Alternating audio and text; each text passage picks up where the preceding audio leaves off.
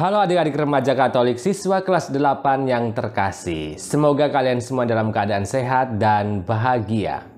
Di video pembelajaran sebelumnya, kita sudah belajar tentang salah satu cara Yesus mewartakan kerajaan Allah, yakni melalui perumpamaan-perumpamaan. Mari kita lihat bersama ringkasan materi sebelumnya. Pertama, tidak mudah menjelaskan makna kerajaan Allah kepada manusia. Yesus menyadari hal itu sehingga Yesus menggunakan berbagai cara dalam mewartakan kerajaan Allah, yakni melalui kata-kata, melalui tindakan, dan melalui mujizat. Di video sebelumnya kita lebih fokus pada pewartaan Yesus melalui kata-kata. Kedua, dengan kata-kata Yesus mengajarkan tentang kerajaan Allah. Seperti dalam Matius bab 5 ayat 44 dia katakan, "Tetapi aku berkata kepadamu, kasihilah musuhmu dan berdoalah bagi mereka yang menganiaya kamu." Jadi dia mengajar dengan kata-katanya. Tetapi di lain kesempatan Yesus menggunakan perumpamaan untuk menjelaskan tentang makna kerajaan Allah. Perumpamaan adalah penyampaian pesan dengan menggunakan bahasa imajinatif, kiasan, simbolis, lambang atau perbandingan. Tujuannya agar pendengarnya lebih mudah memahami arti kerajaan Allah. Karena kisah-kisah dalam perumpamaan-perumpamaan itu diangkat berdasarkan latar belakang pendengarnya. Bukan kata-kata atau kisah yang asing buat mereka. Misalnya saat Yesus berbicara dengan pendengar yang kesehariannya adalah nelayan, maka kisah yang diangkat adalah kisah seputar pekerjaan seorang nelayan seperti menangkap ikan, menebarkan jala, dan lain-lain. Poin yang ketiga yang kita belajar kali lalu adalah dari perumpamaan-perumpamaan yang kita bahas di pertemuan sebelumnya, kita bisa mulai memahami makna kerajaan Allah itu. Perumpamaan tentang seorang penabur mengajarkan bahwa kerajaan Allah adalah karya Allah dan itu pasti akan terwujud meskipun menurut pandangan manusia kerajaan Allah itu tidak mungkin bisa ditegakkan.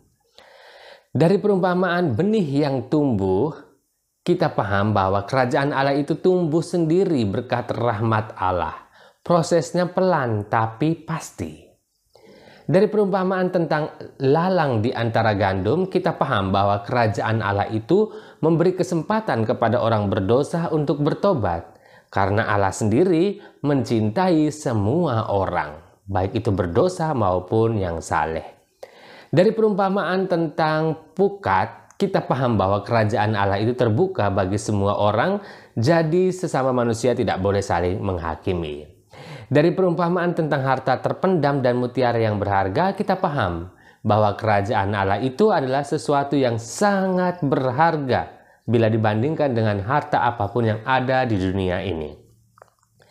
Adik-adik yang terkasih, pada hari ini kita akan lebih fokus pada tindakan dan mujizat Yesus sebagai cara dia mewartakan dan mengajarkan kerajaan Allah kepada manusia.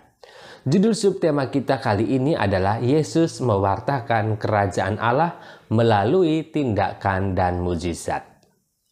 Seperti seorang guru yang baik, Tuhan Yesus tidak hanya mengajar dengan kata-kata, tetapi juga melalui tindakannya. Dan bahkan ini istimewanya Yesus, yaitu melalui mujizat. Dari tindakan dan mujizatnya, kita semakin memahami apa itu kerajaan Allah. Dia tampil seperti seorang nabi dan sekaligus seorang tabib. Nabi berkata-kata, tetapi tabib dengan tindakannya menyembuhkan orang.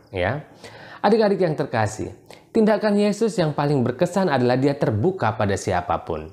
Baik itu orang benar maupun orang yang dianggap salah atau orang berdosa oleh masyarakat.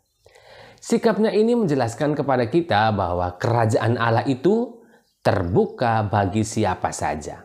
Baik orang yang dianggap berdosa maupun orang yang dianggap saleh.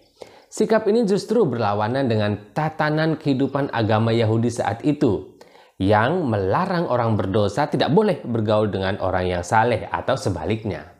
Rupanya praktek keagamaan Yahudi saat itu jauh dari konsep kerajaan Allah yang diwartakan oleh Yesus. Mari kita lihat sikap Yesus kepada kaum yang dianggap berdosa. Adik-adik yang terkasih, bagi orang Yahudi, dosa itu menular seperti COVID-19. Tinggal serumah atau makan bersama dengan orang berdosa berarti kita juga akan terjangkit dosanya. Maka seseorang yang saleh dilarang bergaul atau berhubungan dengan orang kafir atau orang yang bukan Yahudi. Tetapi Yesus tidak demikian. Ia bergaul dengan para pegawai pajak yang dianggap umum masyarakat saat itu sebagai koruptor atau pemeras. Ia juga bertemu dan menyapa orang-orang kafir atau orang yang dianggap tidak murni lagi seperti orang-orang Samaria. Ia bahkan minum dari sumur yang ditimba oleh seorang perempuan Samaria. Masih ingat ya kisahnya? Bukan hanya itu adik-adik, bagi orang Yahudi perempuan juga dianggap sebagai kelompok yang rendah, bahkan dilihat sebagai penggoda. Oleh karena itu seorang laki-laki Yahudi, terlebih-lebih seorang guru agama, tidak boleh bicara dengan seorang perempuan yang tidak dikenalnya. Sikap Yesus tentu berbeda. Dia tahu praktik tersebut tidak sesuai dengan semangat kerajaan Allah yang dia bawa. Yesus bergaul juga dengan perempuan kafir, bahkan yang belum ia kenal. Ia bahkan pernah secara terbuka membela perempuan yang kedapatan berzina. Ia membela perempuan itu tetapi menganjurkan untuk tidak berbuat dosa lagi kepada perempuan itu. Melalui sikap dan tindakan Yesus ini, kita semakin memahami bahwa kerajaan Allah itu terbuka bagi semua manusia, baik laki-laki maupun perempuan, baik yang dianggap pendosa maupun yang dianggap saleh. Allah membenci dosa, tetapi mencintai manusia. Dengan kasih, seseorang bisa meninggalkan dosanya, bukan dengan hukuman atau kekerasan yang brutal. Ingat, pertobatan sejati selalu berawal dari kasih yang tulus. Sampai di sini adik-adik, konsep kerajaan Allah semakin jelas ya.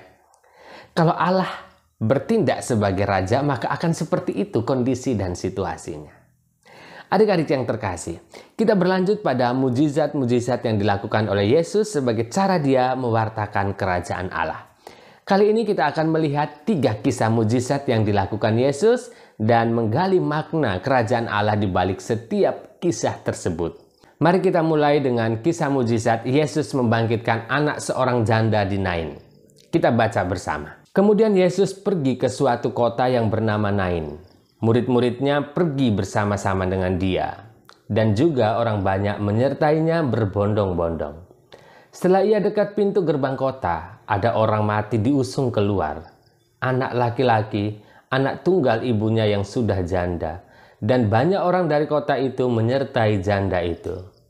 Dan ketika Tuhan melihat janda itu, tergeraklah hatinya oleh belas kasihan, lalu ia berkata kepadanya, "Jangan menangis." Sambil menghampiri usungan itu, ia menyentuhnya, dan sedang para pengusung berhenti, ia berkata, "Hai anak muda, aku berkata kepadamu, bangkitlah." Maka bangunlah orang itu dan duduk dan mulai berkata-kata, dan Yesus menyerahkannya kepada ibunya. Semua orang itu ketakutan dan mereka memuliakan Allah sambil berkata, "Seorang nabi besar telah muncul di tengah-tengah kita, dan Allah telah melawat umatnya." Maka tersiarlah kabar tentang Yesus di seluruh Yudea dan di seluruh daerah sekitarnya. Adik-adik yang terkasih, melalui mujizat membangkitkan anak muda di Nain, Yesus ingin menunjukkan bahwa Allah berkuasa atas kehidupan dan kematian manusia. Dengan melakukan itu, ia ingin menunjukkan bahwa ia adalah Mesias penyelamat yang mereka nantikan. Kita lanjut ke kisah mujizat yang berikut, yaitu dari Matius bab 8 ayat 23 sampai 27. Yesus meredakan angin ribut. Lalu Yesus naik ke dalam perahu dan murid-muridnya pun mengikutinya. Sekonyong-konyong mengamuklah angin ribut di danau itu, sehingga perahu itu ditimbus gelombang. Tetapi Yesus tidur. Maka datanglah murid-muridnya membangunkan dia, katanya, "Tuhan, tolonglah, kita binasa." Ia berkata kepada mereka, "Mengapa kamu takut? Kamu yang kurang percaya?" Lalu bangunlah Yesus menghardik angin dan danau itu. Maka danau itu menjadi teduh sekali. Dan heranlah orang-orang itu, katanya, "Orang apakah dia ini sehingga angin dan danau pun taat kepadanya?" Adik-adik yang terkasih, melalui mujizat ini Yesus mau menunjukkan bahwa Allah berkuasa atas alam semesta. Tidak ada kekuatan lain yang mampu mengalahkan kekuatan Allah sendiri. Kekuatan Allah mengatasi kekuatan apapun yang ada di dunia ini, maka semua ciptaan harus tunduk pada kekuatan Allah. makna kerajaan Allah. Kita lanjut ke kisah mujizat yang ketiga, yakni dari Injil Markus bab 1 ayat 21 sampai 28. Yesus mengusir roh jahat. Mereka tiba di Kapernaum. Setelah hari Sabat mulai, Yesus segera masuk ke dalam rumah ibadat dan mengajar. Mereka takjub mendengar pengajarannya, sebab ia mengajar mereka sebagai orang yang berkuasa, tidak seperti ahli-ahli Taurat. Pada waktu itu di dalam rumah ibadat itu ada seorang yang kerasukan roh jahat. Orang itu berteriak, "Apa urusanmu dengan kami, hai Yesus orang Nazaret? Engkau datang hendak membinasakan kami? Aku tahu siapa engkau, yang kudus dari Allah." Tetapi Yesus menghardiknya, katanya, "Diam, keluarlah daripadanya."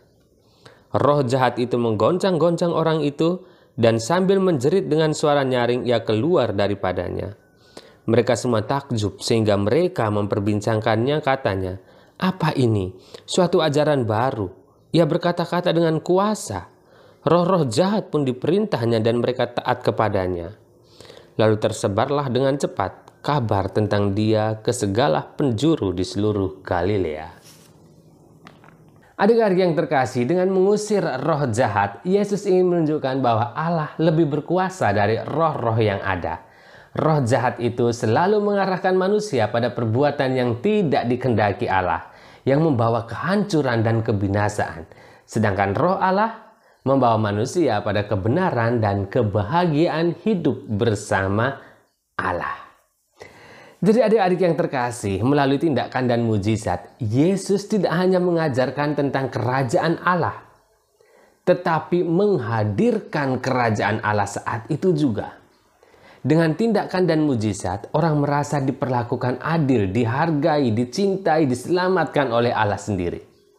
Yesus tidak hanya mewartakan kerajaan Allah, tetapi dia sendiri adalah sang kabar gembira itu. Tetapi jika aku mengusir setan dengan kuasa Allah, maka sesungguhnya kerajaan Allah itu sudah datang kepadamu. Lukas bab 11 ayat 20. Adik-adik yang terkasih, mari kita lihat kembali butir-butir materi kita hari ini.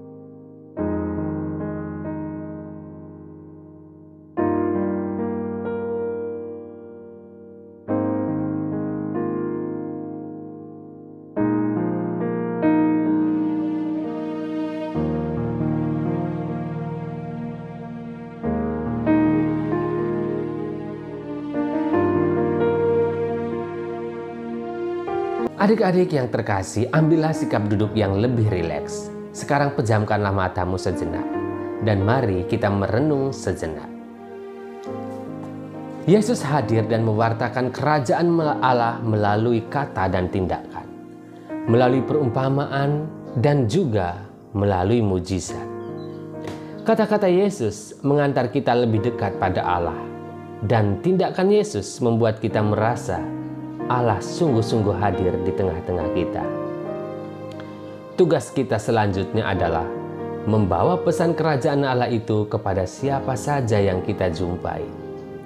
Lakukanlah sesuatu yang membuat orang lain merasa hidupnya ditolong, merasa dicintai, merasa dihargai. Seperti Yesus adalah kabar gembira bagi dunia, kita pun diajak untuk membawa kegembiraan, sukacita, penghiburan, penghargaan, pengharapan, keadilan, dan kasih di tengah kehidupan kita yang nyata sekarang ini. Dengan kata-kata baikmu dan dengan sikap dan tindakan baikmu, lakukanlah mujizat-mujizat kecilmu setiap hari di tengah kehidupan ini. Adik-adik yang terkasih, terima kasih untuk hari ini. Sampai jumpa di video pembelajaran selanjutnya. Tetap jaga kesehatan.